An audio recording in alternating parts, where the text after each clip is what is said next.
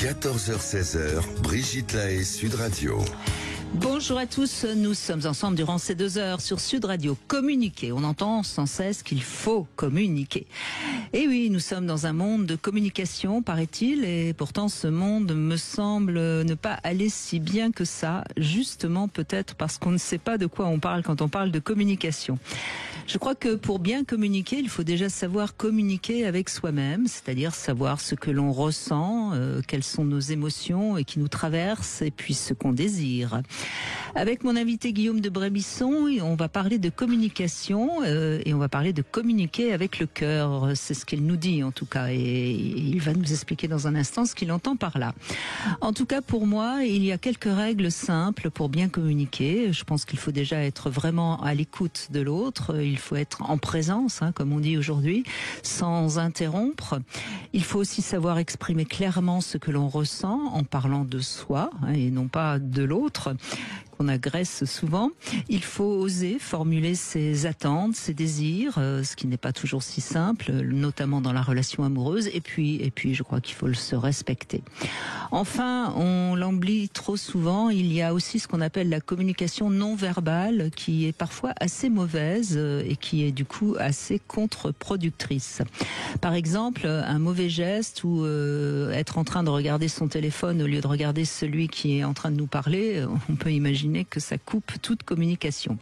Et puis bien sûr, il y a le langage corporel, notamment lors des rapports sexuels, et quand un couple communique mal sur le plan sexuel, eh bien ça rompt la communication du couple. Bref, il faudra bien 2 heures pour vous aider à mieux communiquer dans votre couple, et je vous invite déjà à témoigner ou à poser vos questions en nous appelant au 0826 300 300. Bonjour Guillaume de Brébisson, merci d'être avec nous pour communiquer durant ces 2 heures. Bonjour Brigitte, merci de m'avoir invité. Alors, vous avez prévu avec Sabrina d'organiser un stage de 4 jours au Maroc. Ce sera au mois de mai. Et le titre de ce stage, Ouvrez votre cœur et communiquez avec amour. Qu'est-ce que vous entendez par le fait de communiquer avec son cœur ? Écoutez, je crois que vous avez très bien parlé de la communication tout à l'heure. Vous avez notamment parlé de l'écoute. Et en fait, on oublie souvent que lorsqu'on communique, y compris en couple, on parle de choses et d'autres et on parle rarement réellement de soi, comme vous l'avez dit d'ailleurs, d'abord être en contact avec soi, être capable d'identifier ses propres émotions. Mais pour ça, encore faut-il être dans ce registre-là. Et je crois que la première chose à faire, c'est de faire ce qu'on appelle rentrer dans le cœur. Alors nous, on donne des exercices très simples, mais qui permettent de se placer au niveau du cœur pour parler réellement le langage de l'émotion et non pas le langage de la tête. Il me semble que très souvent, en couple, ou éventuellement aussi avec ses enfants, on a tendance à essayer de persuader l'autre qu'il faudrait faire ceci ou cela de telle ou telle manière, en vertu de je ne sais quel principe ou loi générale dont on serait porteur ou l'interprète. Alors qu'en fait, c'est pas ça que notre conjoint attend. Notre conjoint attend qu'on se dise et qu'on dise qui l'on est, qu'on soit dans notre vulnérabilité. Et pour être dans cette vulnérabilité, la seule chose à faire, c'est effectivement de rentrer dans le cœur, de façon à pouvoir associer la forme et le fond, c'est-à-dire à la fois dire des choses de préférence gentille, ça c'est la forme, mieux, oui. C'est mieux. Et puis le fond, c'est communiquer sur ce qui nous tient réellement à cœur, et non pas sur la manière dont on devrait faire ceci ou cela, mais vraiment parler de soi. Qu'est-ce que ça me fait ? Qu'est-ce qui se passe quand tu me dis ça ? Voilà ce que moi je vis. Quand je découvre tel ou tel aspect de ta personnalité, voilà ce qui se passe pour moi et voilà pourquoi. Et éventuellement parler aussi, pourquoi pas, de son enfance et de qui l'on est vraiment. Je pense que, et particulièrement chez les hommes, il y a une réticence à se livrer et que cette réticence, finalement, elle fait beaucoup de mal à la relation de couple. Parce que c'est lorsqu'on finit par lâcher tous ces blocages, toutes ces façons de s'enfermer dans des cuirasses, dans des principes, dans des il faut, on doit, etc. C'est quand on lâche tout ça qu'on permet réellement la rencontre. Et ça passe par le cœur. D'accord, donc là je crois que vous avez été très clair sur ce que vous expliquez quand vous parlez de communiquer avec le cœur, mais ce qui est compliqué c'est que souvent on rencontre, on fait une belle rencontre, on a envie d'être aimé et donc on se protège finalement, on démarre la relation en jouant presque un faux self et c'est compliqué ensuite de se livrer vraiment, non? Oui, vous avez tout à fait raison. Plus on passe de temps à essayer de vendre un personnage qu'on aimerait peut-être être d'ailleurs et qu'on n'est pas tout à fait, et plus ça devient difficile de un jour rentrer dans la réalité de la personne qu'on est, quoi. Et je pense que c'est peut-être l'occasion aussi de dire aux personnes qui font des rencontres ou qui souhaitent en faire que c'est une erreur d'aller chercher à représenter quelque chose ou quelqu'un ou quelque rôle que ce soit. Vous voulez dire qu'il faut tout de suite se montrer sous son vrai jour Oui, je pense que de toutes les façons, c'est la seule solution, absolument. Surtout si on veut créer quelque chose de durable. Oui, parce que sinon on est deux étrangers finalement qui restent deux étrangers. Vous parliez d'exercices que vous proposez, des exercices simples. Vous pourriez nous en donner un comme ça? Il y a un exercice que j'aime beaucoup en préliminaire. Ouais. Il y a un exercice que j'aime beaucoup proposer en général aux patients qui viennent me voir ou aux personnes qui sont dans les stages.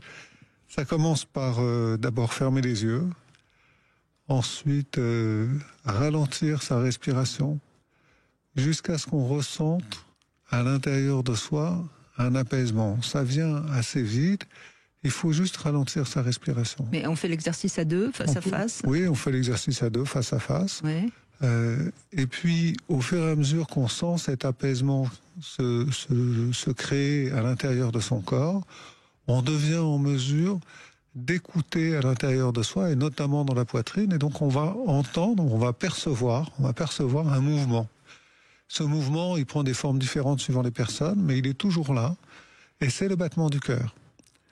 Et là, on se met en écoute de ce battement du cœur le plus longtemps qu'on peut, en étant vraiment concentré sur ce cœur qui bat, et on le laisse être là, et à partir du moment où on le ressent bien, on imagine qu'il s'ouvre. Et ça, c'est facile, il suffit d'imaginer une fleur qui s'ouvre. Quand on imagine une fleur qui s'ouvre, on est connecté à son cœur, et en fait, on imagine que le cœur s'ouvre. Et après, on peut commencer à parler. J'imagine que c'est le sexe qui s'ouvre. Non, il faut pas tout confondre. On est d'accord.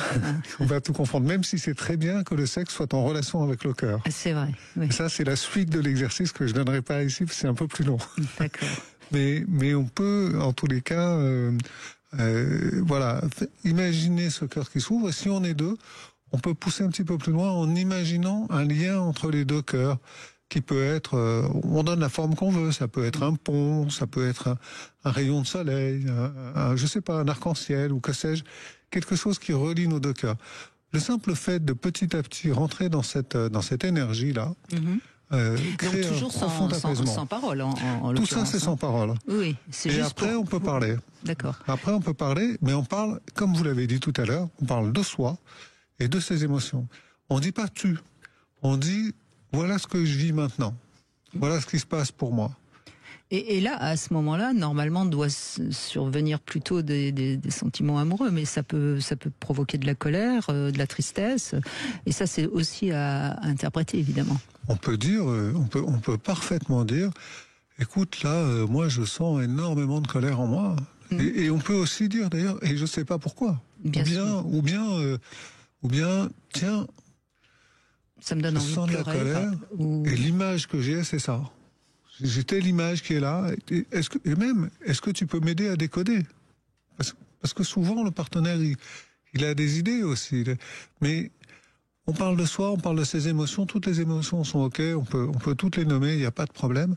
Et on évite d'incriminer l'autre. Voilà. Et on apprend à écouter. Bon, merci, et puis allez-y, faites cet exercice, et puis on se retrouve demain. Voilà. Non, on se retrouve dans un instant, évidemment, sur Sud Radio 0826 300 300, n'hésitez pas à nous rejoindre. Sud Radio. Parlons vrai. Parlons vrai. Sud Radio. Parlons vrai. Sud Radio. Parlons vrai. 14h-16h, Brigitte Lahaie, Sud Radio. Avec Guillaume de Brémisson, nous parlons de la communication dans le couple et je crois que vous l'avez remarqué aussi, Guillaume, hein, c'est un des vrais problèmes de couple, alors que c'est pourtant un des piliers essentiels. Hein. C'est très souvent pour ça que les couples m'appellent et veulent démarrer une thérapie. Très très souvent, ce que j'entends, c'est on a des problèmes de communication. On se comprend plus. On se comprend plus, on sait plus de quoi on se parle. Il y en a un qui dit rouge, l'autre comprend vert, etc., etc. Et finalement, moi, ce que j'ai remarqué, c'est qu'il y a des règles simples. Et la première, c'est l'écoute. On imagine toujours qu'on écoute l'autre quand on est en fait en train de construire une batterie d'arguments pour démolir son argumentaire à lui. Quand on ne l'interrompt pas tout de suite. Quand on l'interrompt pas tout de suite. Évidemment. Alors qu'en fait, écouter, c'est écouter. Et oui. Et c'est ce qu'on va faire avec vous, Nathalie. On va vous écouter. Bonjour. Bonjour Brigitte. Bonjour Guillaume. Bonjour Nathalie. Alors c'est un sujet qui est très intéressant dès que vous avez ouvert la bouche. Hein. C'est des mots qui résonnent, surtout le mot écouter en fait. Je pense que dans la communication, c'est ce qu'il y a de très important et aussi de pouvoir oser communiquer. Parce que je pense qu'effectivement, il y a beaucoup de gens qui n'osent pas communiquer. Alors, qui vont écouter, qui vont entendre, qui vont subir peut-être les paroles de l'autre et ne pas oser donner effectivement leurs propres émotions, leur propre avis sur un sujet quelconque, que ce soit en couple ou même ça peut être entre amis ou professionnels. Mais là, quand on parle sur le couple, c'est très difficile parce que dans la communication, je pense aussi qu'on se découvre. C'est qu'on se découvre. Moi, j'ai eu 3 relations différentes de communication, on va dire. Une première relation où la communication était très compliquée parce que c'était éducatif. Alors, de mon côté, on parlait beaucoup au niveau au sein de ma famille. Il n'y avait pas forcément de sujet tabou. Enfin, on pouvait parler de tout. C'était pas un souci. Moi, je me rappelle quand j'étais très jeune, ma maman invitait beaucoup ses amis à venir prendre le café l'après-midi. Et donc, moi, j'assistais aux discussions de filles. Voilà, donc ça, elle parlait de tout. Donc déjà la communication me parlait, l'écoute me parlait beaucoup parce que du coup j'écoutais, j'étais curieuse et puis j'ai appris beaucoup de choses.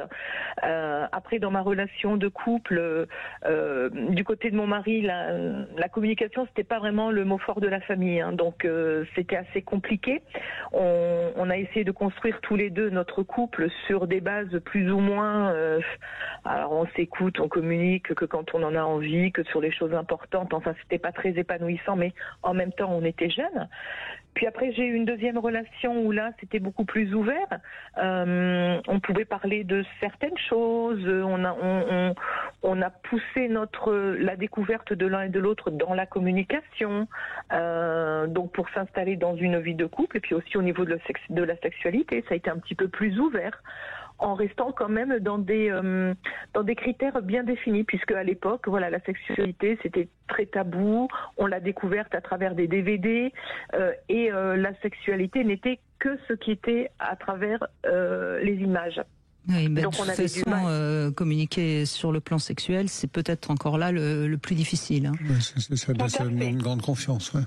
Tout à fait. Et puis après, donc au fur et à mesure de l'avancée dans notre couple, on a commencé à s'intéresser au libertinage. Où là, on s'est dit tiens, là, on s'est aussi découvert d'une autre façon. C'est-à-dire que là, on a pu découvrir ce qu'on aimait, ce qu'on n'aimait pas, ce qu'on voulait tenter, ce qu'on ne voulait pas tenter, ce qu'on voulait faire en commun, ce qu'on voulait faire chacun de notre côté.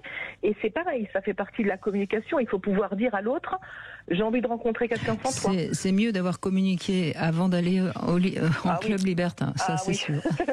C'est sûr. Mais des fois, il y en a qui se lancent sans trop connaître, alors que nous, on a beaucoup travaillé avant notre opposition du couple, le libertinage, qu'est-ce qu'il peut nous apporter, qu'est-ce qui peut nous desservir, qu'est-ce qu'on a envie de faire, on se lance, et quand on se lance, on se découvre encore, donc on communique. Mais à vous écouter, Nathalie, ce qu'on entend, c'est que vous n'avez pas du tout de problème pour communiquer, et c'est vous qui avez toujours fait de manière à ce que ça communique dans le couple. Oui, mais c'est important ça, Brigitte. C'est vrai qu'on va oui, s'en rendre compte, je pense, c'est déjà bien. aujourd'hui. C'est déjà bien quand il y en a un des deux qui est réellement à l'aise avec la communication, mais faut-il encore que l'autre ça suffit pas, il faut exactement. Ne résiste pas. Exactement, parce que voilà, moi on peut me dire que je suis très bavarde, hein, ça c'est sûr que je pourrais parler toute la journée, échanger, parce que voilà, communiquer, c'est échanger, c'est se découvrir. Oui, mais Nathalie, on peut être très bavarde et être une très mauvaise communicante, parce que finalement, je dis pas que c'est votre cas, hein, mais vous l'avez dit tout à l'heure, il faut oser se dévoiler, il faut oser se montrer tel qu'on est, avec ses blessures, ses fragilités, et sinon, on est bavard et on parle de la pluie et du beau temps, mais on communique pas. Ah mais oui, mais exactement. Il faut pouvoir vraiment se dévoiler. En fait, dans la communication, on se dévoile. Alors bien entendu, on ne le fait pas avec tout le monde de la même façon, mais je pense que dans le couple, c'est très important que l'homme ou que la femme puisse écouter et entendre également son partenaire, et pas que d'une oreille distraite en disant c'est bon, c'est encore rabâché, voilà. C'est vrai aussi que les expériences qu'on peut être amené à réaliser en couple, vous avez parlé du libertinage, le libertinage par exemple, ça aurait pu aussi être d'autres formes d'expérience, mais ces expériences-là, elles ont cet avantage de nous contraindre à communiquer, parce que si là on communique pas, on va droit dans le mur, c'est clair. Alors donc, oui, tout à fait. Et je pense que ça peut être une bonne manière d'approfondir une communication si elle n'est pas tout à fait satisfaisante. Je ne sais pas si vous avez vécu ça, vous. Alors, au départ, oui, bien entendu, quand on arrive dans ce milieu-là, on ne sait pas trop, on pense que tout le monde fonctionne comme nous. Comme ce qu'on est. Donc, et on se rend compte que non. Donc, à un moment donné, dans le libertinage, il faut savoir dire aussi au partenaire, non, ça ne m'intéresse pas, ou moi je suis à la recherche de ça, ou un partenaire ou des partenaires ou un couple, peu importe, peut nous dire, moi je peux te proposer tel ou tel scénario, telle ou telle chose, on a envie de découvrir, donc il faut communiquer avec quelqu'un qu'on ne connaît pas forcément sur des choses très intimes, mais là bien sûr on ne mélange pas avec l'amour ou le couple, mais quand on est en couple, il faut qu'on en discute avec son partenaire. Faut oser lui dire, écoute, voilà, j'ai une proposition de ça, j'ai envie d'essayer. Lui n'a peut-être pas envie d'essayer. Il faut essayer dans la communication de dire, oui, est-ce que je peux le tenter, est-ce que je peux ne pas le tenter. Donc, c'est comme de la négociation quelque part, mais c'est toujours de la communication. C'est toujours pouvoir dire, voilà, moi ce qui me plaît, moi ce que j'ai envie de faire avec toi, ce que j'ai pas envie de faire avec toi. Donc il faut vraiment être dans la communication tout le temps, permanente. Et puis si ça ne nous convient pas, de pouvoir dire non, ça m'intéresse pas. Parce que le non fait partie de la communication. Oui, et en tout cas, je crois que quand on écoute Nathalie, on voit qu'elle n'a pas de problème de communication, et je crois qu'on n'a pas de conseils à lui donner, qu'elle continue. Et... Non. C'est tout à fait juste. C'est comme ça dans toutes vos relations. Mais visiblement, c'est important en effet qu'on puisse... qu'il y en ait au moins un des deux qui puisse communiquer. Après, quand l'autre n'arrive pas à communiquer, c'est là où peut-être une thérapie s'avère nécessaire. Oui, probablement. Alors c'est toujours en thérapie, il y en a toujours un des deux qui traîne un petit peu des pieds, mais c'est le lieu où on peut apprendre à communiquer, effectivement. Donc il ne faut pas hésiter à emmener son partenaire en thérapie quand il y a un petit défaut de communication. Oui. Merci beaucoup en tout cas Nathalie, et puis on va se quitter un court instant. On se retrouve pour le Love Conseil et on va parler des attentes qui nous séparent, parce que ça aussi c'est souvent à cause d'un manque de communication. Aujourd'hui, avec Guillaume de Brébisson, nous abordons la question de la communication dans le couple. Pourquoi est-ce si compliqué de se parler vraiment, et particulièrement dans le domaine sexuel? Venez participer à l'émission et appelez-nous au 0826 300 300. 14h-16h, Brigitte Lahaie, Sud Radio. Brigitte Lahaie, Sud Radio, le Love Conseil. Guillaume de Brébisson, on va parler des attentes qui nous séparent, parce que vivre à deux, ça fait naître des attentes, et si on attend beaucoup de l'autre, nos attentes ne seront peut-être pas satisfaites, surtout si on n'a pas su les communiquer, et donc on sera déçu et on finira par s'éloigner. Ça, là, je crois que tout le monde comprend. Voilà pourquoi il ne faut jamais trop attendre de l'autre et prendre ce qu'il nous donne, parce que bien souvent, on va donner ce qu'on a envie de donner à notre partenaire et pas forcément ce qu'il ou ce qu'elle attend vraiment. Ça, c'est normal. On donne ce qu'on aimerait recevoir, donc on n'écoute pas forcément l'autre. Maintenant, est-ce que l'autre nous a dit ce qu'il avait envie de recevoir? Parce que ça, c'est aussi, et c'est pour ça que je parle de ce Love Conseil lorsqu'on parle aujourd'hui de la communication. Donc, occupez-vous d'abord de vous et mettez tout en œuvre pour obtenir ce dont vous avez besoin. Et puis ensuite, laissez votre partenaire vous offrir ce qu'il peut. Ça, ce serait déjà un premier conseil qu'on peut donner dans un couple. Et si vraiment vous avez besoin de quelque chose que votre partenaire pourrait, je dis bien pourrait vous offrir, eh bien, osez alors le lui demander. Parce que si vous attendez trop longtemps en espérant qu'il va deviner ce que vous avez besoin, eh bien cette attente va vous séparer. 100% d'accord. Voilà. Donc non mais ça paraît évident quand on le dit, mais je suis sûre que peu de gens savent faire ça, quoi. Parce que je pense que ce que vous venez de décrire là, c'est un vrai apprentissage pour la plupart des personnes, de comprendre que une attente ne peut pas être répondue par elle-même. Oui, parce que si on n'a rien dit, comment l'autre peut deviner? Alors parfois, oui, c'est extraordinaire. L'autre va deviner ce qu'on attend, ce qu'on a envie, mais c'est quand même pas si fréquent que ça. Hein. Non, c'est très rare, et c'est très bien que ce soit très rare, parce que justement, c'est essentiel d'apprendre à formuler ses demandes, d'apprendre à comprendre ce qui se passe en soi pour ensuite pouvoir l'exprimer. C'est tout un art, finalement. C'est un vrai apprentissage d'une vie, et c'est chouette. La vie à deux, c'est un apprentissage. Emmanuel, bonjour. Oui, bonjour à vous deux. Voilà, merci de me recevoir une nouvelle fois aujourd'hui. Merci à vous d'être là, Emmanuel. Racontez-nous, quel est votre problème dans la communication? Alors, en fait, ma communication, je me suis rendu compte qu'elle n'était pas bonne suite à un événement dans notre couple d'une infidélité de la part de mon conjoint. Et en fait, pendant des années, je pensais que la communication était bonne entre nous. Et puis voilà, il est survenu cette action de la part de mon conjoint. Et en fait, à ce moment-là, remise en question, un gros travail de fond, bien évidemment, pour essayer de comprendre ce qui se passait dans notre couple, parce que pour moi, il n'était pas question, de divorcer, mais avant tout, en tout cas, d'analyser ce qui se passait pour pouvoir voir s'il y avait une viabilité dans notre couple pour la suite. En fait, donc, la première réaction, ça a été, bien évidemment, le constat de la non-communication dans notre couple. En fait, je me suis rendu compte à un instant T que je donnais sans jamais me soucier de ce dont j'avais besoin moi. Je passais toujours en second dans tout, pour les amis, pour la famille, pour mon conjoint, pour mes enfants, voilà. Et donc cette infidélité m'a repositionnée par rapport à cette réflexion-là. J'ai entamé une thérapie, voilà, suite à ça. Mais excusez-moi, Emmanuel, mais vous pensez que le fait que vous étiez donc finalement on va dire presque très soumise à ses désirs, à la limite, il se considérait que s'il avait envie d'avoir une autre relation, il en avait le droit. Vous iriez jusqu'à dire ça ?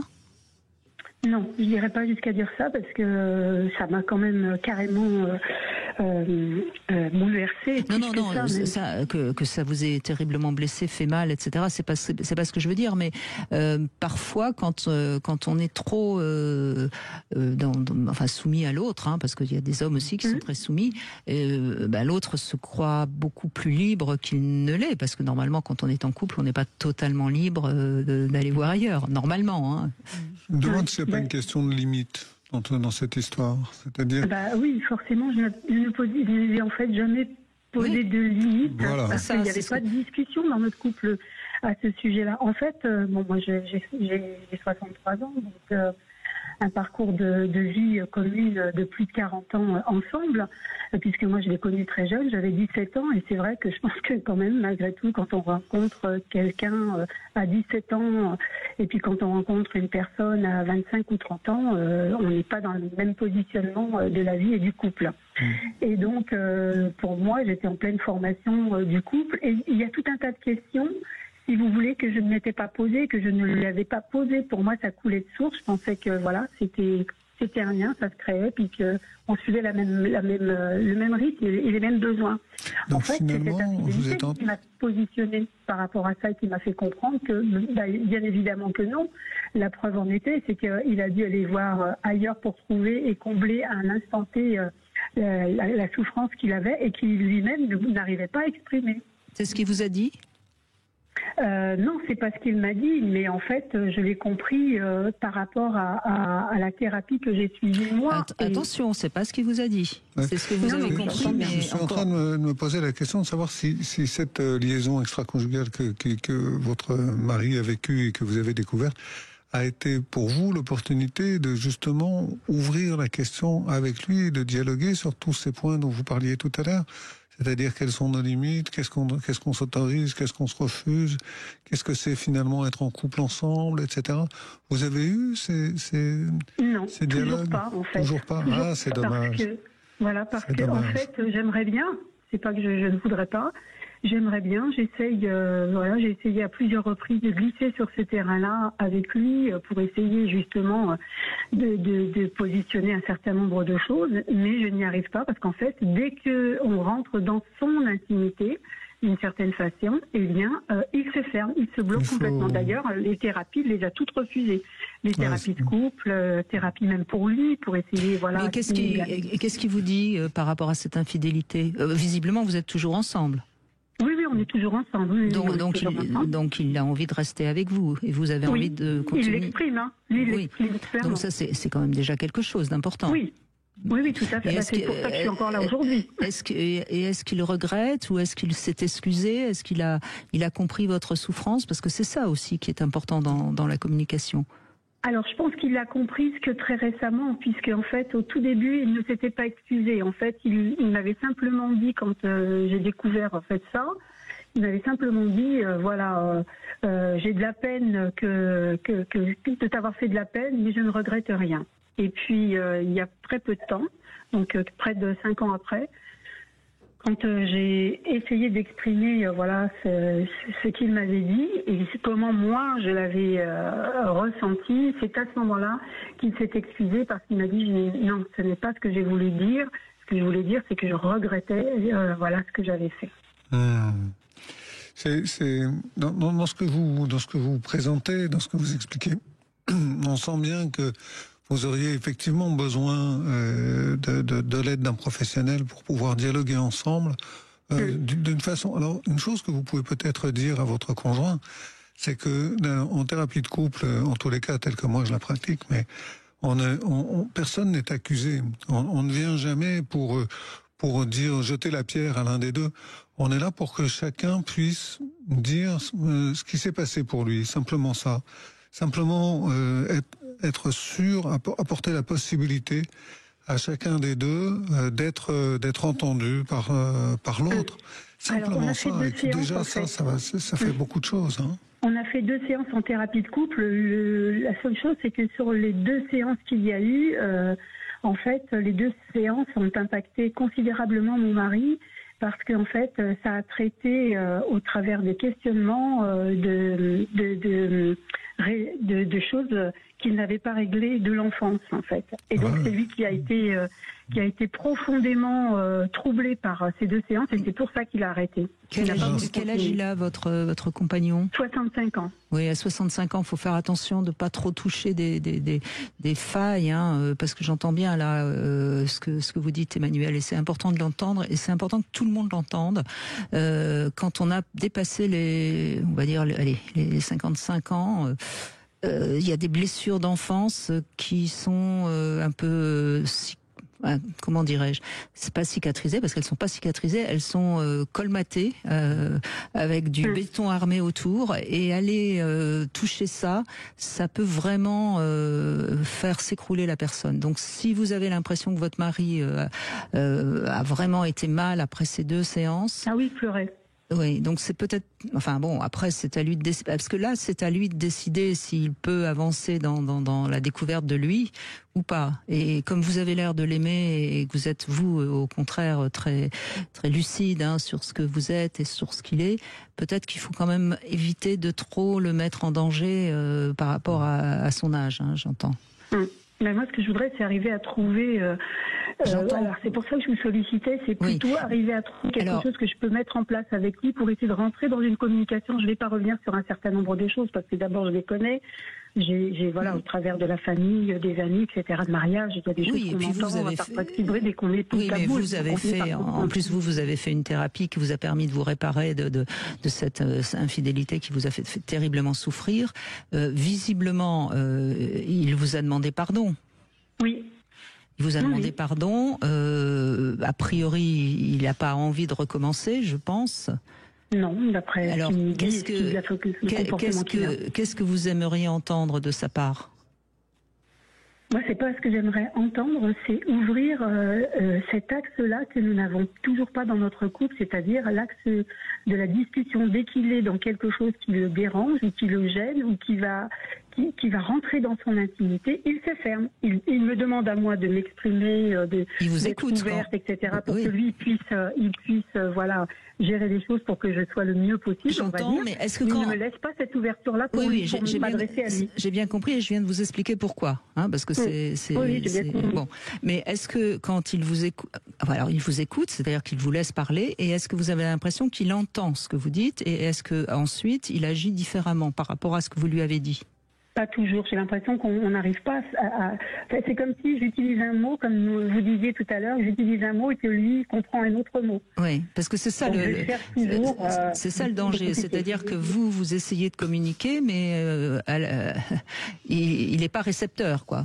C'est ça. Et c'est ça, là, en effet, ça pose problème, parce qu'à la limite, il peut pas parler de son intimité, il peut pas parler de lui. Bon, il est comme ça, il était comme ça quand vous l'avez rencontré, et puis on peut pas changer l'autre. Mais il faudrait au moins qu'il puisse être récepteur quand vous communiquez. Je voudrais vous proposer un petit exercice que vous pourriez faire avec votre mari, et vous allez voir, c'est très simple, c'est vraiment très simple. Mais simplement, il faut qu'il soit d'accord pour le faire avec vous. Vous allez vous placer face à face pour discuter sur n'importe quel sujet. Prenez un sujet anodin, c'est plus simple. Et puis, vous dites quelque chose, vous dites une phrase ou deux phrases, pas plus. Et vous lui demandez de les répéter.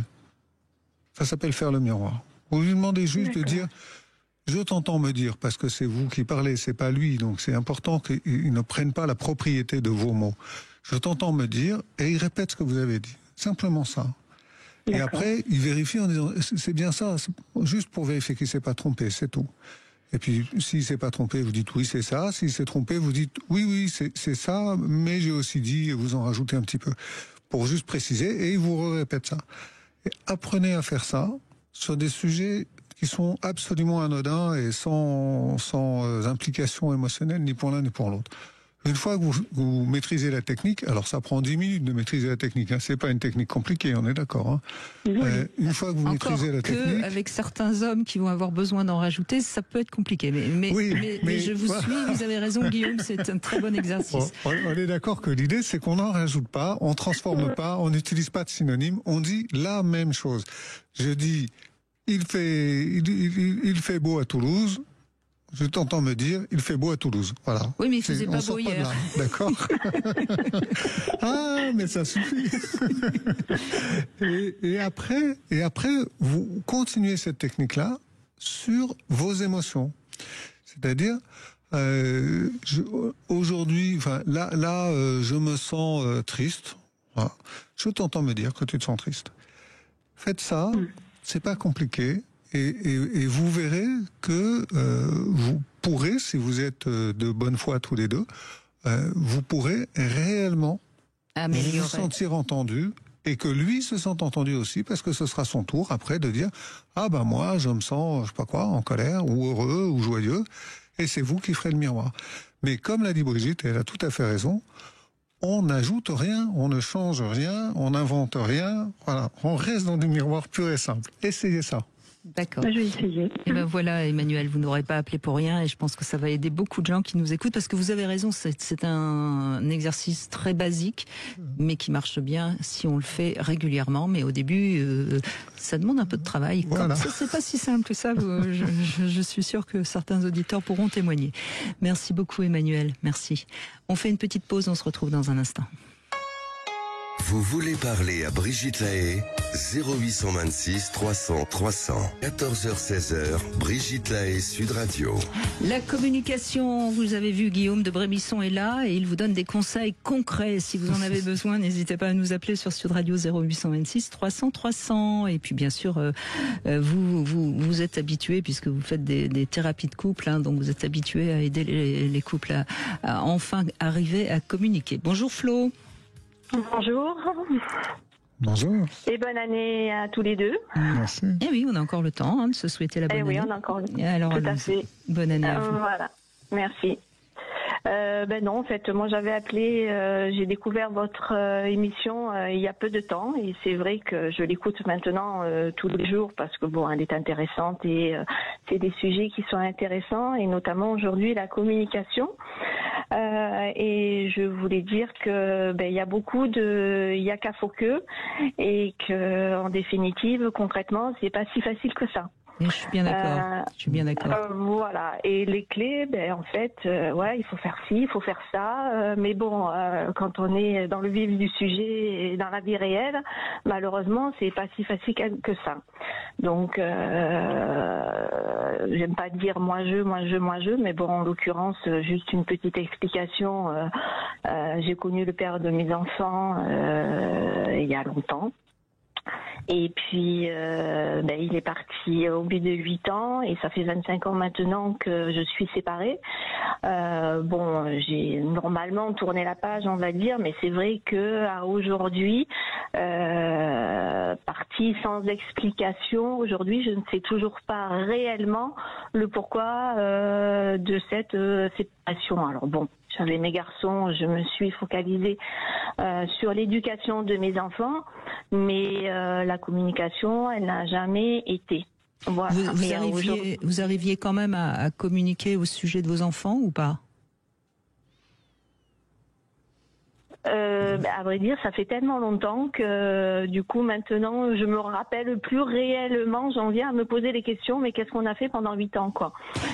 Non, mais je parle de. Bon, vous êtes un couple de parents puisque vous avez eu des enfants. Oui. Alors même s'il est parti, il est parti, vous avez dû communiquer. Enfin, vous avez dû échanger. Oui, on a toujours été en très bons termes. Au sujet de vos enfants, vous avez très bons termes sur mes enfants, effectivement. Donc aujourd'hui, on communique toujours. D'accord. Donc déjà ça c'est un bon signe. Ça prouve que vous n'êtes pas avec quelqu'un de toxique. Hein. C'est pour ça que je posais cette question. Non, c'est pas du tout ça. Non, on est toujours. Moi, c'est juste uniquement sur la communication. On est en très bons termes. Là, mes 2 garçons se sont mariés récemment. D'accord. Mais donc si je comprends bien votre appel, c'est parce que vous aimeriez savoir pourquoi il est parti et il n'a jamais voulu vous le dire.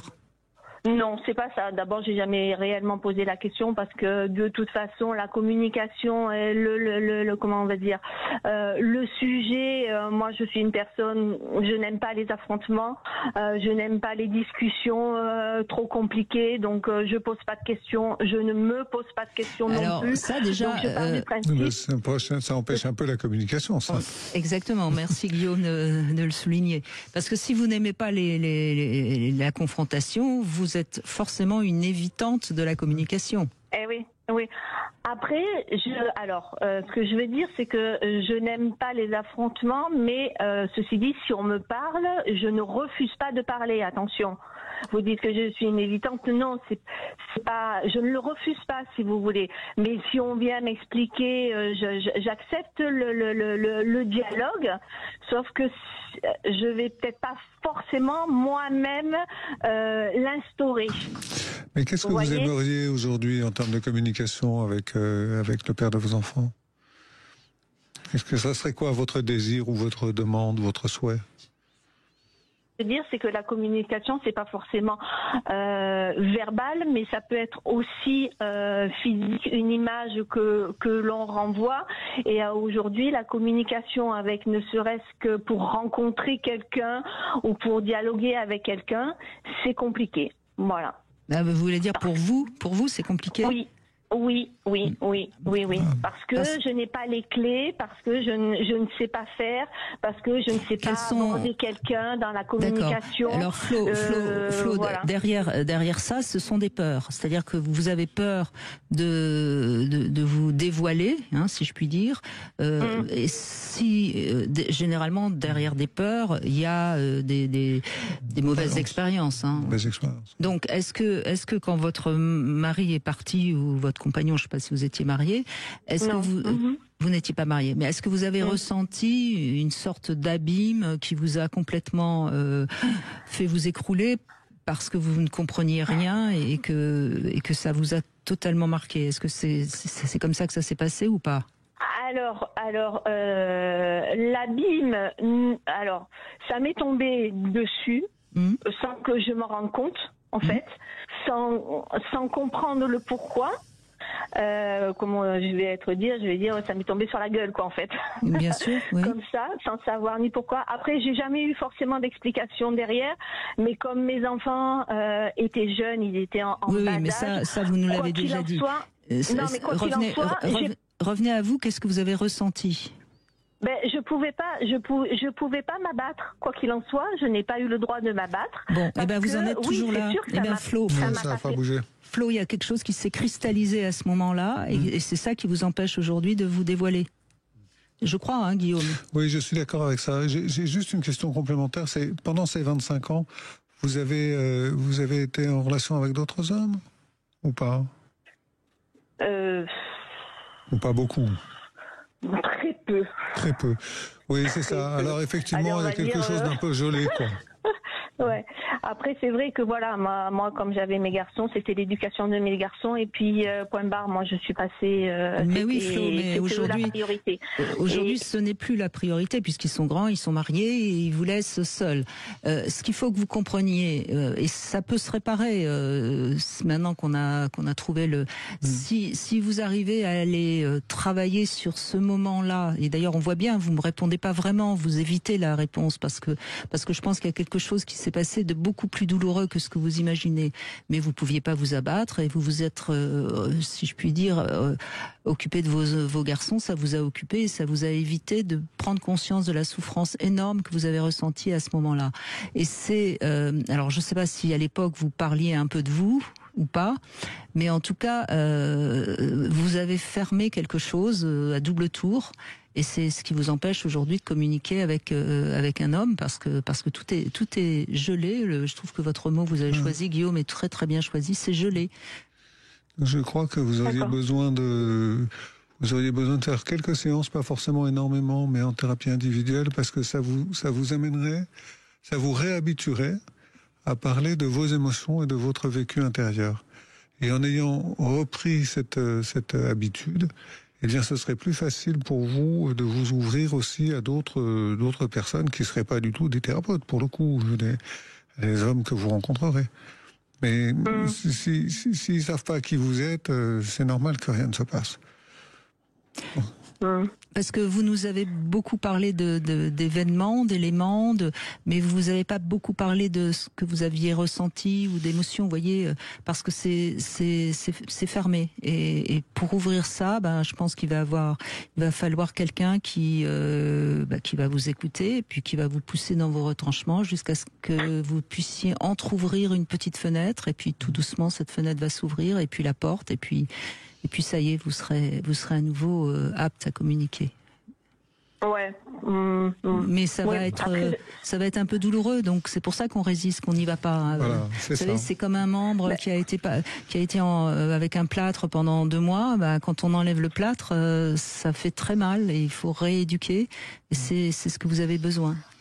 Mais pourquoi ça se passe aussi, alors pas forcément avec une rencontre, mais avec ne serait-ce que des personnes, enfin des copains ou des amitiés, ou ne serait-ce que ça.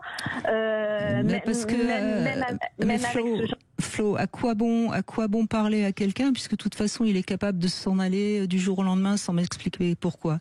Alors à quoi bon parler? Autant garder tout pour soi, et puis on souffre, mais comme on fait semblant de pas souffrir, on souffre moins. C'est du moins comme ça que vous avez mis en place cette armure. Mais ça peut vraiment s'améliorer. Faites confiance à Guillaume et faites-moi confiance. Merci en tout cas, merci de votre appel parce que ça parle certainement malheureusement à beaucoup de gens qui nous écoutent, évidemment. Allez, on continue à communiquer, on en a besoin. Hein. La communication au sein du couple est notre sujet aujourd'hui avec Guillaume de Brébisson. Vous souhaitez apporter votre témoignage, notre standard vous attend 0826 300 300. 14h-16h, Brigitte Lahaie, Sud Radio. 14h-16h, Brigitte Lahaie, Sud Radio. Guillaume de Brébisson est avec nous. Vous êtes thérapeute psychocorporel, vous êtes également sexothérapeute et vous avez écrit plusieurs ouvrages, dont S'expanouir aux éditions First, un livre dans lequel vous évoquez la sexualité du couple. On n'a pas encore parlé de la communication sur la question de la sexualité. Peut-être qu'on va en parler, mais après tout, on laisse, c'est le direct, on laisse les auditeurs témoigner. En tout cas, on voit bien à quel point c'est compliqué de communiquer, parce que pour communiquer vraiment, il faut savoir parler de soi, et parler de soi, il faut être en paix avec soi, et ça c'est généralement pas si simple. Être en paix, ou au moins être capable de discerner au fond de soi quelles sont ses propres émotions et qu'est-ce que je peux dire. Et ça, effectivement, c'est souvent pas facile, en particulier pour les hommes. C'est vrai. Et d'ailleurs, je crois que c'est Yvon Dallaire qui a écrit un très joli livre sur la différence de communication entre les hommes et les femmes. On communique pas de la même manière. Hein. Nous, on va avoir besoin de ressasser nos émotions, nos sentiments. Vous allez plutôt avoir besoin de passer à l'action pour éviter de parler de vos émotions. L'action, c'est super. Le seul problème, c'est qu'effectivement, c'est un dérivatif. Et à partir du moment où on entre dans l'action, eh bien finalement, on arrête de parler. Et l'inverse est vrai également. À partir du moment où on parle, c'est qu'on n'est pas dans l'action. Donc je crois qu'effectivement, on a à apprendre les uns des autres. On a à apprendre les uns des autres, tout à fait. Et je donne toujours cette anecdote d'ailleurs, quand une femme va parler de quelque chose qui s'est mal passé au travail, à son mari, elle rentre, elle ressasse, elle parle, et puis à un moment donné, le mari qui en a marre d'écouter en boucle, si je puis dire, qui va lui dire « mais t'as qu'à faire ça ». Voilà, c'est ça, t'as qu'à. Et c'est terrible parce que du coup la femme, elle se sent absolument pas comprise, et l'homme pourtant il lui donne une solution qui est souvent très juste d'ailleurs, et ils ont pas communiqué. Chacun est parti de son savoir-faire, si je puis dire. C'est pour ça que l'exercice du miroir dont je parlais tout à l'heure est si intéressant. Ouais. C'est intéressant parce qu'on peut très bien imaginer effectivement l'épouse qui rentre le soir à la maison, qui raconte ses problèmes de job, et le mari qui lui dit « je t'entends me dire » et qui répète. Et ça ferait tellement de bien à son épouse, et lui, ça lui permettrait aussi de comprendre ce qu'elle vit, pas la situation. La situation, c'est pas le problème. La question, c'est qu'est-ce qu'elle vit, elle. Pourquoi elle le vit mal. Pourquoi elle le vit mal. Ça parle d'elle, évidemment. Bien sûr. Gaël est avec nous. Bonjour Gaël, merci de prendre l'antenne. Bonjour Brigitte, et puis je me permets de dire salut Guillaume, parce qu'on se connaît un petit peu. Voilà. Ah Gaël, ok, je vois de quel Gaël il s'agit. Voilà.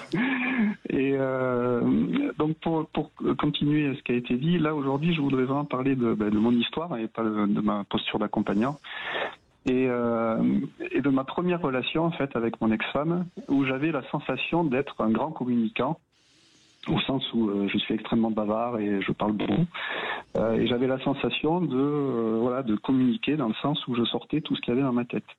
Et puis je me suis aperçu, en réfléchissant un petit peu et avec le recul, que finalement j'étais un peu comme un homme politique en fait. C'est-à-dire que je faisais des ballons d'essai et j'attendais de voir si le ballon était validé ou pas.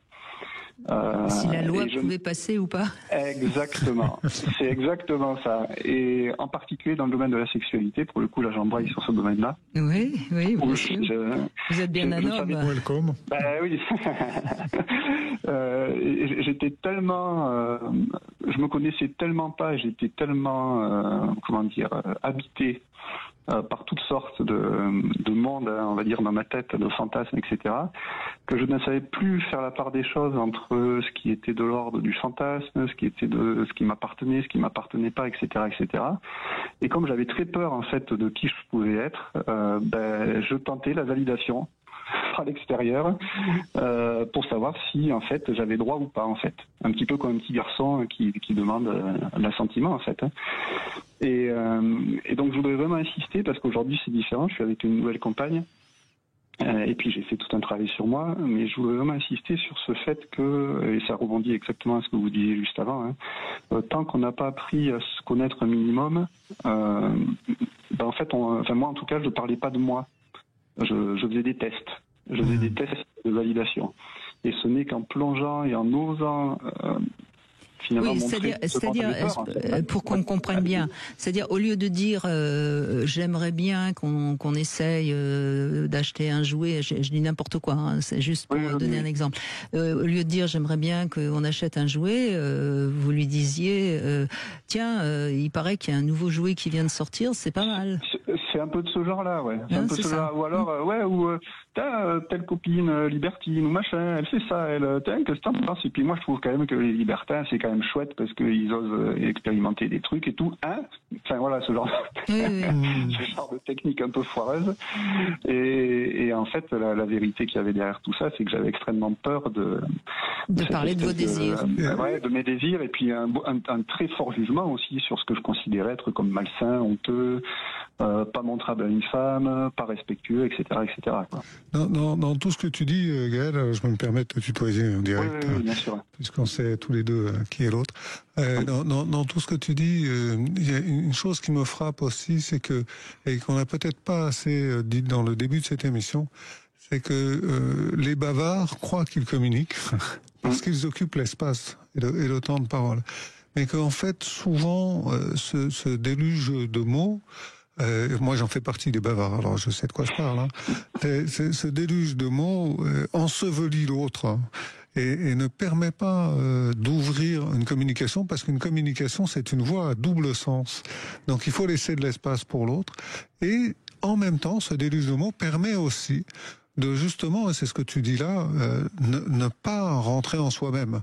C'est formidable, c'est très efficace en fait. Hein. Plus on parle et moins on s'ouvre, quoi, quelque part. J'ai remarqué, moi, que les personnes bavardes, il y a des femmes aussi très bavardes, on l'a vu avec Nathalie, la première auditrice, sont souvent des gens qui ont du mal à écouter.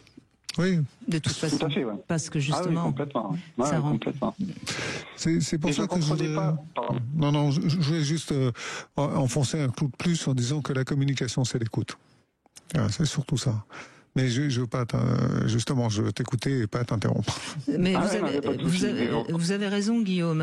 Si on ne sait pas, c'est d'abord écouter, et ça paraît fou d'ailleurs de dire ça. Parce que quand on entend communication, on entend il faut parler. Non, il faut d'abord savoir écouter. Et ça, on ne peut écouter que lorsqu'on est à peu près en paix. C'est pour ça que je reviens toujours sur ce mot paix. Si on est un peu en paix avec soi-même, on laisse de la place aux autres. Allez dans un bistrot et voyez bien les gens qui savent écouter et puis ceux qui ont besoin de parler, et vous verrez tout de suite qui est-ce qui est capable de communiquer. Vous êtes d'accord avec ça, Gaël, hein?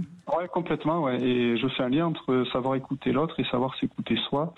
Et ce que j'ai remarqué, effectivement, et je comprenais pas à l'époque, elle me renvoyait souvent, mon ex-femme, que je l'écrasais, en fait. Et je comprenais pas, parce que moi, j'avais la sensation d'aller à la pêche à l'info, d'être celui qui était le moteur de la communication, etc. Et en fait, j'envahissais, je prenais tout l'espace, quoi. Et donc, c'est très juste ce que tu disais, Guillaume. C'est vraiment cette idée de je combler l'espace par peur, en fait. J'étais angoissé au plus profond de moi, j'étais instable, et j'avais la sensation qu'en remplissant l'espace, j'allais contrôler plus ou moins, entre guillemets, ce qui me faisait peur, quoi. Et une excellente stratégie d'occuper l'espace comme ça, je n'avais pas à me dévoiler. Et donc c'est vraiment, oui, communiquer, c'est pas bavarder, c'est pas parler. Voilà. Non, c'est effectivement, pour écouter, il faut du silence. En fait, il faut un silence initial.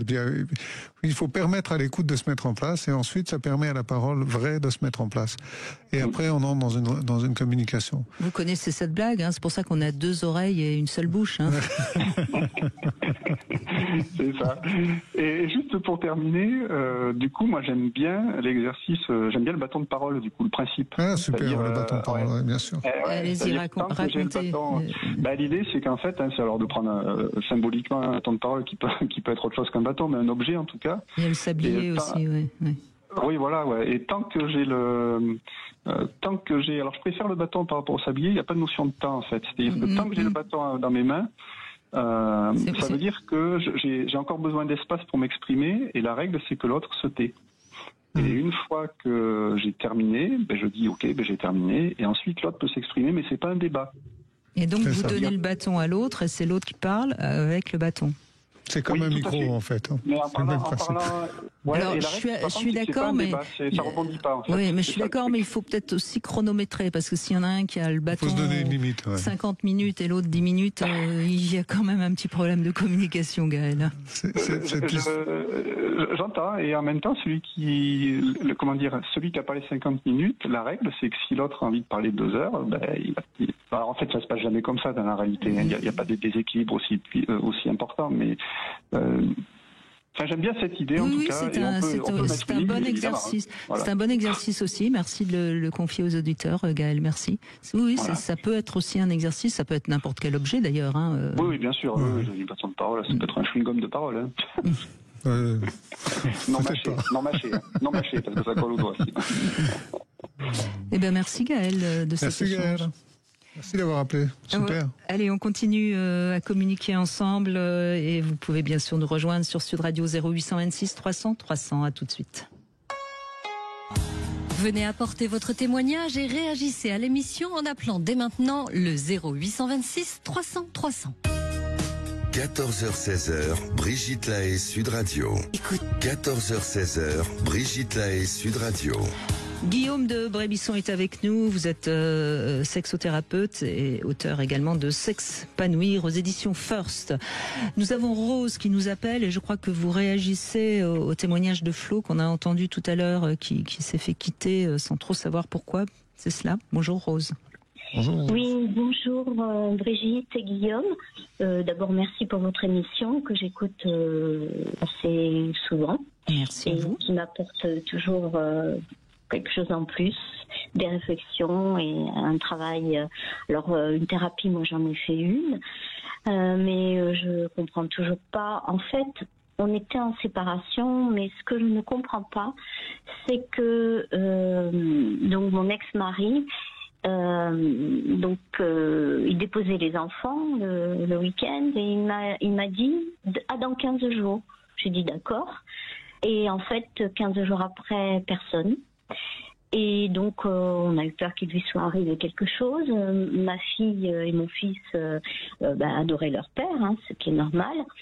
Et on avait une communication moyenne, on va dire, même un petit peu... pas trop de communication en fait.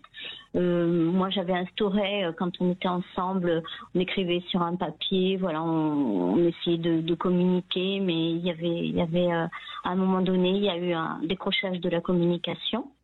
Je pense qu'on n'avait pas les mêmes objectifs dans la vie, on n'avait pas assez discuté.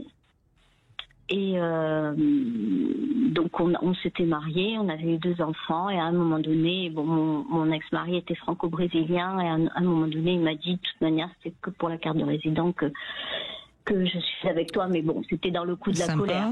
Oui, voilà. C'était dans le coup de la colère. Oui. Voilà, c'était dans le coup de la colère parce qu'en fait, moi je l'aimais au départ et donc on a fait 2 enfants quand même ensemble. Et puis voilà, il est disparu. Pendant 5 ans, on n'a pas eu de nouvelles. J'ai fait des recherches. C'était le début d'Internet. J'étais à la police. J'ai fait des recherches partout et impossible de le trouver. À un moment donné, on a eu une trace en Angleterre, puis ensuite en Argentine. Et j'ai écrit des lettres à ma belle-mère, enfin à sa mère. Et un jour, donc j'avais donné le numéro de téléphone portable. Bon, mes enfants étaient au lycée 5 ans après.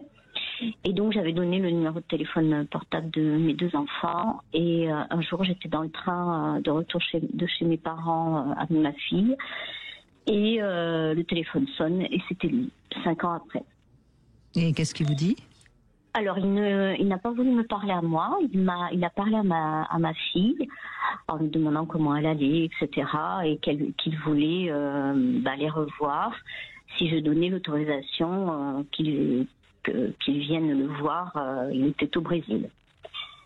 Donc, j'ai fait les démarches. Il a dit qu'il achetait les billets, etc. Et je trouvais important que les enfants voient leur père. Bien sûr, bien sûr. Et donc j'ai donné mon autorisation.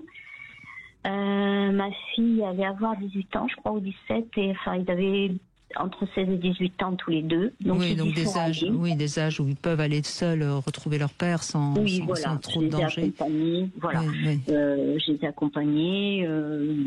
Ce sont des enfants assez responsables parce que je les ai élevés seuls. Du coup, bon, j'ai tenté de refaire ma vie, mais bon, c'était difficile parce que j'avais pas trop confiance en fait. Et comment dire, en plus j'ai découvert ensuite que j'avais eu un traumatisme d'enfance, que j'avais été otage, etc. Est-ce que le fait d'avoir été abandonnée a fait ressurgir ça? Je ne sais pas, certainement. En tout cas, j'ai appris que quand j'étais enfant, j'avais été otage. À un moment donné, j'avais 26 mois. Donc ça a fait ressortir tout ça. Mais la peine que j'ai, c'est le fait que les enfants n'ont pas vu leur père pendant 5 ans. Alors mon fils et ma fille donc sont allés au Brésil. Ma fille a été déçue de comment son père lui parlait parce qu'il était assez entre guillemets toxique. Je suis pas psychologue, mais dans le langage en s'adressant à moi, donc aux femmes. Donc comme elle est une fille, ça a été dur pour elle. Mon fils a essayé de comprendre, de mieux connaître son père. Donc ils ont passé 1 an là-bas, ils sont revenus, donc ils ont été ensuite chacun à l'université. Mon fils a choisi médecine, ma fille a fait communication, mais mais ma fille, je pense qu'elle s'en est jamais remise. En tout cas, il y a quand même une chose que vous pouvez leur dire si vous ne l'avez pas fait, c'est que quand leur père s'en va, donc ils sont pas tout petits, puisque si je fais un calcul, ils avaient 12 ans à peu près. Vous voyez, donc ils ont quand même passé toute leur enfance pratiquement jusqu'à 12 ans. 12 ans, c'est un âge clé ensuite. C'est l'âge de la première épreuve de la vie, en règle générale, et on parlera de ce sujet d'ailleurs avec Michel Audou la semaine prochaine. Mais ils ont connu leur père. C'est pas, vous voyez, donc c'est pas si grave que ça. Ce qui est traumatique pour eux, c'est d'abord l'inquiétude que vous avez eue, la souffrance que vous avez vécue, parce que pour vous ça a été un traumatisme. Vous avez cru qu'il était mort d'abord, ensuite, donc ça c'est quand même déjà un traumatisme. Ensuite, vous avez fait des recherches avec l'espoir et puis le désespoir. Et puis quand vous l'avez au téléphone, il veut même pas vous parler et vous savez toujours pas pourquoi il est parti. Donc c'est quand même quelque chose de. Enfin, moi je souhaite pas à quelqu'un de vivre ça. Oui, c'est extrêmement violent ce que vous avez vécu. C'est très dur. Ce qui me frappe, c'est le silence. Le silence. Je trouve que le silence, c'est vraiment très douloureux à traverser. Oui, mon fils a fait la fac de médecine ici, puis ensuite il a été au Brésil, il voulait mieux connaître son père, donc il a passé quelques années là. Il lui a offert le voyage, aller, mais pas retour, donc du coup j'ai eu une deuxième souffrance, j'ai pas vu mon fils, mais on communiquait sur WhatsApp, etc. Mais à chaque fois que je lui disais, passe-moi ton père, il me raccrochait le nez. Donc en fait, je ne sais pas pourquoi. Je ne sais pas. Alors moi j'émets une hypothèse comme ça parce qu'intuitivement c'est ce qui me vient, mais ça ne veut pas dire que c'est la vérité. Je crois qu'il devait se sentir très coupable ou fautif et donc très lâche vis-à-vis de vous. Oui, très lâche parce qu'il m'avait vidé les comptes, il avait vidé les comptes des enfants qui servaient à leurs études, etc. Et donc comment pouvait-il encore vous parler sans vous demander pardon, sans s'excuser et donc comme il est très lâche, il vous parle plus et puis voilà. Vous voyez, je crois que c'est. Moi, j'ai une amie qui est médecin. Elle m'a dit que c'est un pervers narcissique, mais comme je suis pas médecin. Non. Tout le monde est pervers narcissique. Non, parce que pendant les toutes les années avec qui vous étiez, il vous a pas démoli. C'est pas. Si, à la fin, j'étais dans un état pas possible. J'étais. Mais il vous humiliait, il vous rabaissait. Donc il a. Alors attention. Oui. Déjà, il a vendu ma voiture, donc je me suis retrouvée à pied. J'allais à pied au travail. À un moment donné, j'étais à 70 km du travail. J'ai dû une collègue m'emmener. Il a certainement des traits de pervers, sûrement. Ça je crois elle a raison, votre amie. Mais c'est pas un pervers narcissique. Il faut faire attention à cette nomination. Il a des traits pervers, mais un vrai pervers narcissique, c'est rarement lui qui part, de toute façon. Ah oui, d'accord. Oui. Ah oui, non mais attendez, je suis partie d'abord parce que je l'ai quitté. Je l'ai quitté, les enfants avaient 6-7 ans, et il ne l'a jamais accepté. Quand il venait chez moi, il donnait des coups dans des objets que j'avais achetés aux enfants ou des jouets. En tout cas, c'est un sale mec, de toute façon. Écoutez, oui. Alors, ce qui est étonnant, c'est que quand mon fils l'a revu, il a fait sa vie, il est avec quelqu'un d'autre, c'est la 4e, mais ça se passe bien, il habite dans une maison avec piscine, et mon fils me dit, mais il est assez équilibré. Oui, donc ça prouverait plutôt que c'est pas un vrai pervers narcissique, mais manipulateur et toxique, ça c'est sûr, et finalement c'est peut-être pas plus mal qu'il soit parti. Mais en attendant, vous avez vécu un traumatisme, oui, ça c'est sûr. Du coup, je suis seule. Bon, j'ai un certain âge maintenant. J'ai mis un pseudonyme, hein, mais je n'ai pas réussi, si vous voulez, à refaire confiance à quelqu'un. Et à trouver une bonne personne. Bon, ça, je comprends que ce soit difficile pour vous de faire confiance à un homme après ce que vous avez vécu. Je m'excuse, je voudrais faire un petit pas de côté sur tout ce que vous avez raconté. Vous avez dit à un moment donné, on n'avait jamais parlé de nos objectifs dans la vie, on n'avait pas les mêmes. Et je voudrais, pour vous, mais peut-être aussi pour les autres auditeurs, rappeler que la communication, ça sert à ça dans un couple. C'est vraiment essentiel de s'arrêter de temps en temps et que chacun puisse exprimer à l'autre ses propres objectifs. De quelle vie il rêve, de quelle vie il a envie, qu'est-ce qui est important pour lui, qu'est-ce qui est essentiel, qu'est-ce que c'est le couple idéal, qu'est-ce que c'est ce que j'aimerais avoir dans mon couple, dans ma vie, etc. Et d'écouter l'autre également, parce que on n'a pas toujours les mêmes objectifs dans la vie, c'est tout à fait vrai. Et puis on peut avoir les mêmes au début et puis plus les mêmes 5 ans après. Donc c'est important de faire ces points-là et ça permet de savoir si on s'éloigne ou pas. Je pense que ça c'est un aspect important aussi. Et puis ce que je peux vous dire, Rose, d'ailleurs vendredi on fera une émission sur la perversion avec Jean-Charles Bouchou qui est un peu un spécialiste. Ce que je peux vous dire, c'est que vous pouvez essayer de comprendre pourquoi vous avez accepté de vivre avec cet homme. Qu'est-ce que ça parle de vous, ça parle de votre enfance. Et en arrivant à comprendre votre part de responsabilité dans cette histoire, vous allez vous libérer de quelque chose et ça peut vous permettre peut-être de refaire confiance parce que vous aviez forcément beaucoup d'indices qui vous permettaient de voir que vous étiez dans une relation où vous alliez payer cher. Ça, c'est une piste que je vous propose aussi. Mais merci en tout cas de votre témoignage, merci beaucoup et ça fera certainement du bien aussi à Flo qui nous écoute peut-être encore. 14h-16h, Brigitte Lahaie, Sud Radio. Brigitte Lahaie, Sud Radio. Le sexe au conseil. Alors je reste toujours dans la communication à cause de vous, Guillaume de Brébisson, parce que visiblement c'est une émission qui était nécessaire. Quelles sont les bonnes questions en matière de sexualité? Voilà mon sexe au conseil du jour. Alors c'est quelques questions simples que je vous propose et qui vont vous permettre de mieux comprendre votre rapport aux autres en matière de sexualité. Donc c'est des questions que vous vous posez à vous-même, mais parfois c'est bien de communiquer avec soi-même, on l'a déjà dit. Alors prenez tranquillement le temps d'y répondre. Première question, est-ce important pour vous de vous définir dans votre identité et votre orientation sexuelle?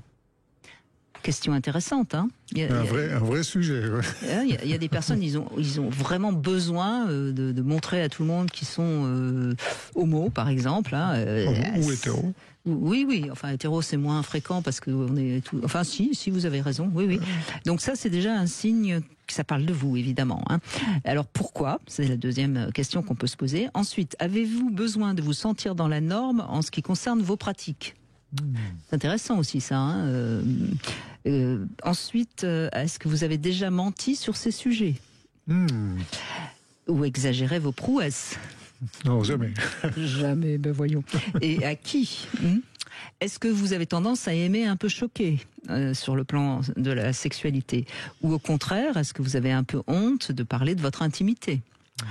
Communiquez-vous facilement avec votre partenaire sur votre sexualité?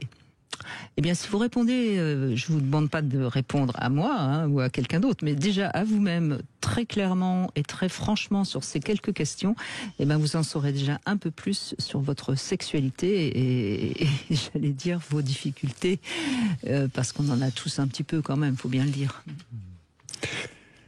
Ça me fait penser à un petit exercice que je pourrais livrer, si vous voulez, pour les couples. Allez-y. C'est l'exercice que j'appelle les kiffs sexuels. Alors c'est très facile. On se retrouve avec son compagnon ou sa compagne après avoir fait l'amour, par exemple la veille ou l'avant-veille, et puis on dit à l'autre, une chose que j'ai adorée la dernière fois qu'on a fait l'amour, c'est... Et puis on dit ce qu'on a aimé. Quand tu m'as mordu le lobe de l'oreille. Voilà, tu m'as mordu le lobe de l'oreille, c'était délicieux. Et vous vous souvenez qu'on a parlé du miroir en début d'émission. L'autre répond, je t'entends me dire qu'une chose que tu as adorée, c'était quand tu m'as mordu le lobe de l'oreille, tout ça. Elle dit oui, c'est ça. Et puis éventuellement, on peut en donner un deuxième ou un troisième, pas plus de 3 parce qu'après on s'éternise. Et puis le partenaire fait la même chose. Ah ben moi, ce que j'ai adoré, c'est quand tu m'as léché l'orteil gauche, je sais pas, ou autre chose, bref. Et on continue comme ça. Et vous allez voir, si vous faites ça, peut-être pas à chaque fois que vous faites l'amour, mais de temps en temps. Enfin, sauf si vous faites l'amour une fois tous les ans. Oui, alors voilà. Mais bon, si vous allez voir que si vous faites ça, vous allez améliorer. Un an après, on se rappelle plus ce qu'on a aimé. Oui, un an après, on se rappelle pas. Non, donc essayez de faire l'amour un peu plus souvent qu'une fois par an et de vous faire cet exercice de kiff sexuel de temps en temps également, et vous allez voir que vos relations sexuelles vont être de plus en plus satisfaisantes parce qu'à force de parler de ce qui vous fait du bien et de ce que vous aimez, j'aurai plus de lobe d'oreille. Voilà, il y aura plus beaucoup de lobe d'oreille, ni peut-être que le gros orteil aura vraiment diminué de volume, mais vous aurez ressenti beaucoup de plaisir et c'est ça qui compte. Et après tout, c'est ça qui compte. Merci de ce conseil, Guillaume de Brébisson. On continue avec Céline qui nous rejoint. Bonjour Céline. Bonjour Brigitte, bonjour Guillaume. Bonjour Céline. Allez-y, on vous écoute. Vous avez entendu, bien communiquer, c'est écouter. Donc on vous écoute, Céline. Exactement. J'allais vous écouter justement. C'est à mon tour. Je vous écoute. Je viens d'entendre ce que vient de dire Guillaume et je suis entièrement, mais complètement en accord avec ce qu'il vient de dire. Concernant la communication, je dirais qu'il s'appelle positive et constructive, de toujours justement communiquer sur la sexualité avec son partenaire, parce que sinon, je pense que l'autre personne a aussi besoin d'être rassurée sur ce que l'autre aime, et justement d'aller encore plus loin dans notre sexualité à deux, dans un couple, dans une relation. Bien sûr. Et vous arrivez, vous, à communiquer sur le plan de la sexualité ? Alors depuis très peu, je vous le cache pas, parce que j'ai vécu dans une relation très toxique pendant plus de 12 ans. J'ai mis 3 ans à me réparer, je dirais. En thérapie, j'imagine. Hein. Exactement. Cela dit, ça vous a peut-être ouverte à la communication, hein. Alors je dirais que quand j'ai rencontré la thérapie, mon ex-mari, je veux dire. Ouais, voilà, j'ai perdu au fur et à mesure ma communication. Voilà. C'est surtout comme ça que ça s'est passé. Et justement avec des objectifs de vie qui n'étaient plus du tout les mêmes si elles avaient été parlées en début de relation et au fur et à mesure. C'était au final toujours monsieur qui décidait et moi me alors, je me permets de vous interrompre parce que je veux donner un message important. Quand on est avec quelqu'un d'un peu manipulateur, et encore plus s'il est toxique ou pervers, c'est que ce qu'on va lui confier au début, ça va se retourner contre nous parce qu'il va s'en servir pour mieux nous manipuler. Donc c'est exactement ce qui s'est passé. Ben, je sais bien. Donc c'est pour ça que je donne l'info, parce que si vous êtes avec quelqu'un et que au début, comme toutes les belles, parce que les manipulateurs, ils s'intéressent aux belles personnes. Hein. Donc, comme une belle personne, vous communiquez, vous parlez de vous, vous montrez votre vulnérabilité. Si vous vous rendez compte que l'autre en profite, attention, danger, parce que vous êtes avec quelqu'un qui va vous manipuler. Exactement. Alors c'est pour ça que ce travail a été très bénéfique pour moi, parce qu'aujourd'hui, je ne parle que de ce que j'ai envie de dire, de parler. C'est-à-dire, ça va être surtout sur la propre relation ou la personnalité, écouter l'autre aussi, surtout, mais vraiment les choses les plus profondes, je n'en parlerai que si j'ai envie d'en parler. Oui, ou si vous vous sentez en confiance, parce que quand on est avec quelqu'un j'allais dire de normal, parler de soi vraiment, eh bien c'est un cadeau qu'on lui fait et c'est un cadeau qu'il est capable de recevoir. Hein. Voilà, c'est ça. Alors tout le danger, vous me direz, c'est justement dans la phase, je dirais, la période de lune de miel où on peut idéaliser la relation ou l'autre. Et c'est toujours, il faut la vivre pleinement, cette relation, mais toujours aussi avoir conscience d'être dans le cartésien rationnel. Voilà. Est-ce que ça, mais non, Céline, parce que si on parle de soi et que l'autre l'utilise contre nous, eh bien c'est un signe, c'est un indice qu'on a tout de suite et qui nous indique qu'il faut arrêter la relation. Ah oui, tout à fait. Voyez, donc on n'a rien à perdre de parler de soi dès le départ. Oui, tout à fait. Et en fait, très vite, justement, après parce que moi, ça fait 3 ans, justement, que j'étais seule, que j'avais quitté mon ex-mari. Et à chaque fois que j'ai rencontré des personnes, et lorsqu'on commence à parler de certaines choses et que ça ne convient pas, j'ai tout de suite arrêté. Et il s'avérait vraiment que oui, les personnes comme nous, qui ont été confrontées à des personnes toxiques, voire perverses, oui, on les attire comme un aimant. Hein.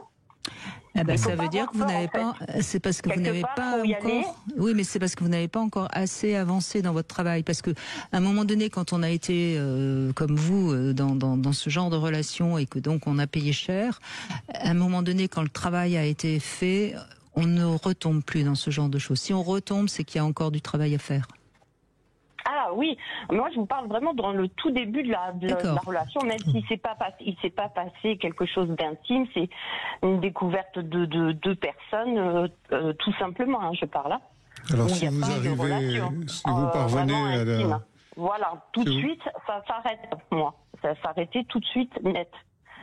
Si vous parvenez à détecter dès le début, c'est formidable, c'est super, c'est que vous avez appris votre leçon, pour le coup. Dès le début, et là, vraiment, récemment, j'ai vraiment rencontré quelqu'un, là, et je n'ai pas vous savez, c'est les signaux rouges qui vous alertent. Qui viennent très vite. Oui, ce sera d'ailleurs le sujet qu'on abordera mardi prochain, je crois. Voilà. Mais en même temps, c'est quand même important, je vais le dire, quand on est les prédateurs, ils vont vers des personnes qui sont encore des proies pour eux. Hein, et à un moment donné, quand on est en phase avec soi-même, on n'attire plus ces personnes-là parce qu'ils sentent bien que ça va pas marcher. C'est ça. Non, mais c'est ça, c'est qu'on moi, c'est ce que j'ai remarqué. C'est ça. Vraiment depuis, je dirais, 8 mois environ. C'est vraiment, c'est plus possible, quoi. On voit que la limite, elle est posée, parce que vraiment, on s'est retrouvés, on a retrouvé notre confiance en nous, justement. Donc, il s'y attaque plus. Exactement. Il s'y affaire plus. Bon, et ben ça prouve que, vous voyez, c'est ça l'intérêt des épreuves dans la vie, c'est que si on les dépasse, eh ben on est plus fort. Hein. Et donc là maintenant, vous êtes plus forte et vous risquez plus de tomber dans ce genre d'écueil. Merci de votre témoignage, Céline. Merci beaucoup. Céline. On fait une petite pause et puis on se retrouve dans un instant. La jalousie est au programme demain avec Jean-Charles Bouchou. Est-il normal d'être jaloux et que signifie ce besoin de posséder l'autre? Nous attendons vos témoignages au 0826 300 300. 14h-16h, Brigitte Lahaie, Sud Radio. 14h-16h, Brigitte Lahaie, Sud Radio.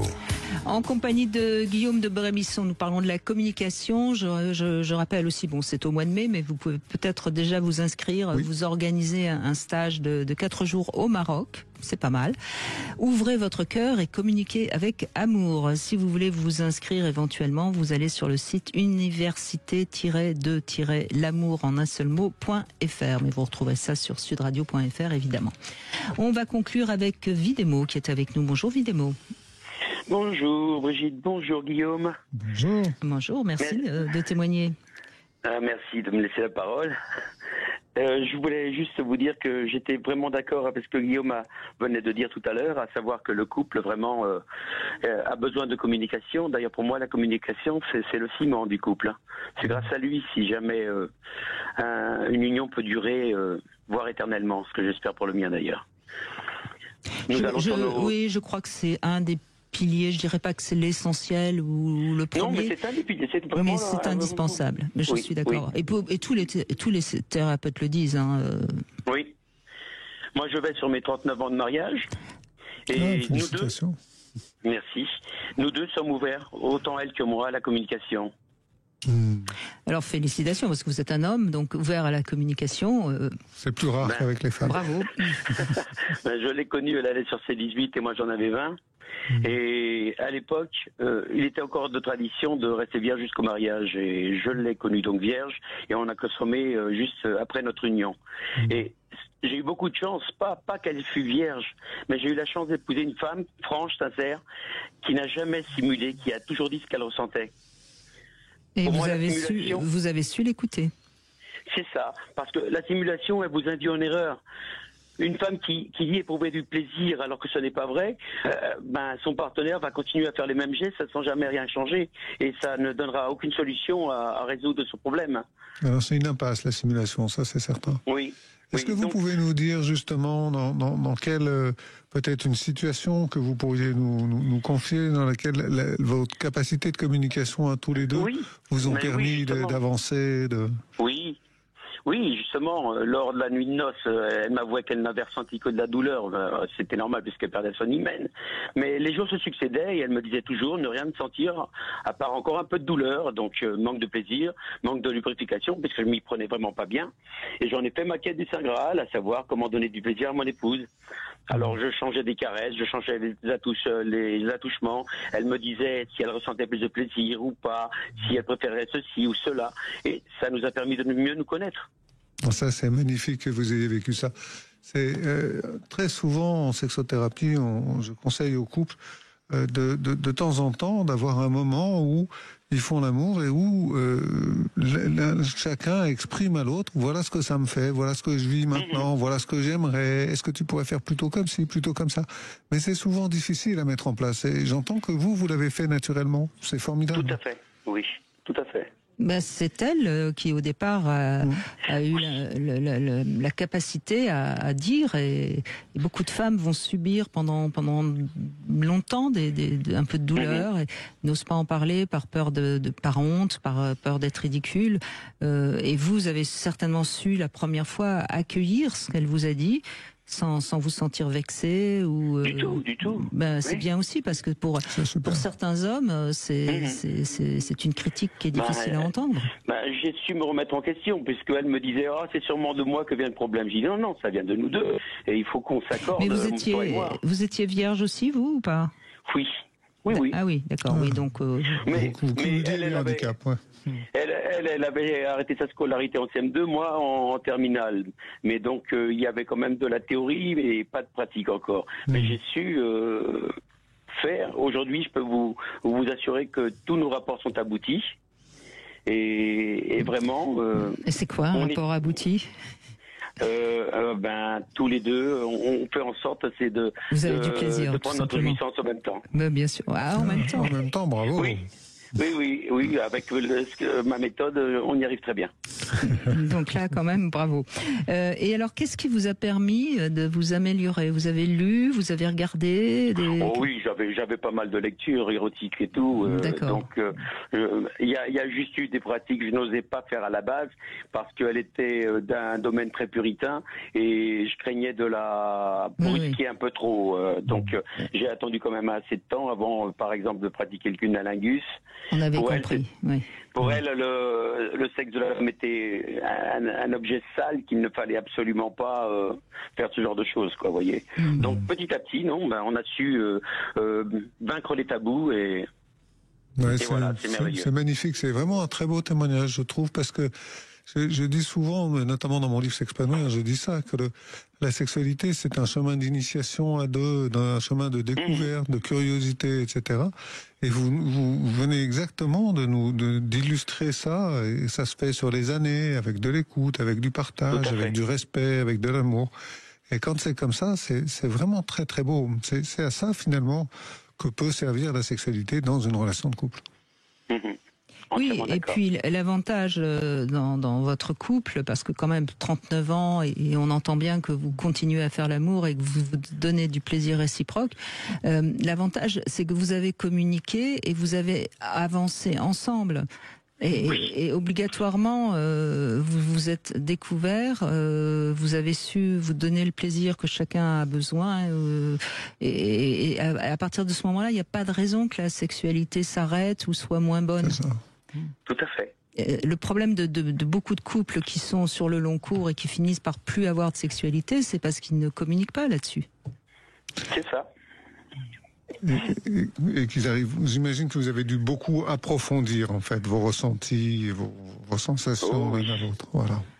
Et j'ai adoré ça, et elle aussi. Bon, super. Et puis ça continue.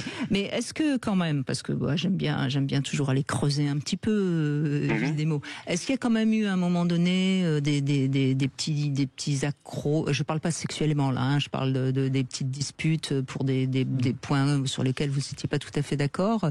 Et comment vous les avez résolus? On a eu des sujets de discussion sur autre chose que sur le sexe. Ça, j'entends bien sûr. Et comment est-ce que c'était, enfin, je veux dire, comment vous les avez résolus? En communiquant, vous allez me répondre, bien sûr, mais plus précisément. J'avoue que parfois il y a eu des coups de tête où ça boudait pendant pas mal de jours, mais jamais on est allé au-delà de ça. Jamais on a décidé de rompre les ponts ou autre. On s'est dit que c'est une petite embrouille, ça finira par se résorber, et toujours à force de mots, on fait des concessions l'un et l'autre et on arrive à s'en sortir. C'est elle qui boudait, j'imagine. Les deux, oui. Oui, j'avoue aussi que moi aussi je boudais de temps en temps. Ouais. Alors, c'est une agressivité passive, hein, la bouderie. C'est-à-dire qu'on ne veut pas ou on n'ose pas agresser l'autre, et puis donc on boude, ce qui est finalement moins grave, hein, parce que c'est toujours plus embêtant de se lancer à la figure des choses méchantes ou difficiles. Donc on boude le temps de digérer ce qui ne va pas. Et qui est-ce qui revient vers l'autre la plupart du temps? C'était toujours moi qui faisais le premier pas pour nous rabibocher. Eh bien, c'est souvent les hommes qui sont obligés de refaire le premier pas. Et quand une femme, elle est capable de bouder très très longtemps. Hein. Je crois qu'il y a un apprentissage à faire, qui est d'apprendre à bouder moins longtemps pour l'un, enfin pour l'une, dans votre cas, et d'apprendre à laisser un peu l'espace de bouderie nécessaire à son conjoint pour pas revenir trop vite. Ça, c'est vrai. En lien, mais en même temps revenir quand même, parce que c'est essentiel, ce rôle de reprendre le contact. Sinon, il se passe rien. Hein. Mais il faut laisser au moins 48 heures, et je dirais même parfois 3-4 jours. Oui, plusieurs jours, oui. Parce que ça veut dire que il faut qu'elle puisse laisser le poison ressortir pour pouvoir accepter. Parce que si vous venez trop vite, elle va vous repousser et du coup ça crée Bien sûr. Ouais. Vous avez l'air d'avoir tout compris. Hein, Après 39 ans, que voulez-vous que je dise? Bon, félicitations, c'est une belle histoire en tout cas. Je vous remercie. Oui, et puis on voit pas pourquoi ça s'arrêterait. Hein. Parce que rappelons-le comme ça très brièvement, Guillaume de Brébisson. Bon, les piliers du couple, c'est la communication, l'intimité. Qui est pas forcément que la sexualité, hein, c'est la tendresse, c'est avoir plaisir à se toucher, à être ensemble. Ensuite, c'est des valeurs communes qui sont nécessaires quand même. Hein. Si on n'a pas de projet commun, à un moment donné, le couple s'arrête. Et après, pas de véritable carton rouge, c'est-à-dire pas quelque chose qui vraiment, par exemple, s'il y en a un qui déteste les chats, il pourra pas vivre toute une vie avec quelqu'un qui a 10 chats dans un appartement. Hein. Mais c'est un peu les quatre piliers du couple. Moi, j'aime bien toujours parler de 4 parce que c'est une chaise qui tient debout, quoi. Oui, j'aime bien ces piliers. Moi, je parle rarement des piliers du couple. Moi, en général, je parle des besoins qu'on cherche à satisfaire en couple, et c'est presque les mêmes. Il y a un besoin de sécurité qui est essentiel, et dont il y a un besoin de connexion qui lui aussi est un besoin primaire essentiel, un besoin d'intimité, comme vous avez dit là, et un besoin de soutien inconditionnel, parce qu'on a besoin d'avoir quelqu'un sur Terre qui soit toujours de notre bord, quoi qu'il arrive. Bien sûr. Et voilà, je pense qu'on cherche tous à trouver ça au sein de notre couple, comme on cherchait à trouver ça au sein de notre maman, enfin chez notre maman quand on était petit, ou dans la famille, voilà. Et tout ça fait des bons couples. Donc s'il y en a un qui manque de pilier, c'est peut-être le moment de communiquer ce soir avec votre partenaire. En tout cas, Vidémo, merci beaucoup de ce témoignage qui montre bien à quel point il faut communiquer aussi sur le plan sexuel. Merci beaucoup Guillaume de Brébisson. Et puis je rappelle que vous avez écrit également un joli livre, Lettre à mon fils aux éditions First, dans lequel vous parlez de la sexualité, comment parler de sexualité à ses ados. Tout de suite, vous retrouvez C'est votre avenir avec Alexandre Delevanne. Demain, on sera avec Jean-Charles Bouchou. On va parler de la jalousie. Est-ce normal d'être jaloux et à partir de quand ça devient une maladie? Sud Radio, c'est votre opinion qui compte.